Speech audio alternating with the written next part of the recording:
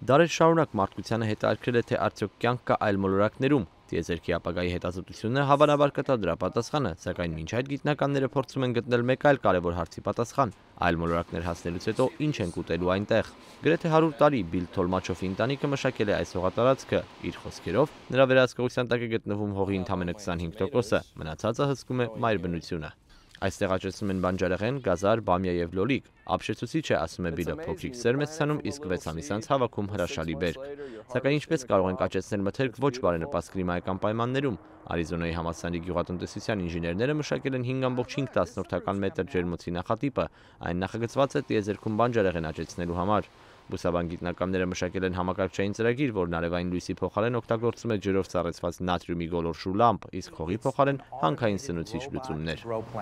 Գիտնականներից Ջեն Գիոկոմելլիի խոսքերով այն ապահովում է ածխածնի երկօքսիդ, ջուր, սնուցիչներ եւ լույս։ Արիզոնայի համալսարանի հիդրոպոնիկ ջերմոցի գաղափարով ոգևորված հետազոտողներն ասում են, որ այս մոդուլը կարելի է փոխադրել տիեզերանավով եւ մթերք աճեցնել այլ մոլորակի վրա, նախքան հետազոտողների այնտեղ ժամանելը։ Ջուրը եւ լույսը միանում են, սերմերը, որ արդեն տեղադրված են, սկսում են աճել։ Սա գիտաֆանտաստիկայի ժանրից չէ, այլև գիտություն տիեզերքի ապագայի վերաբերյալ։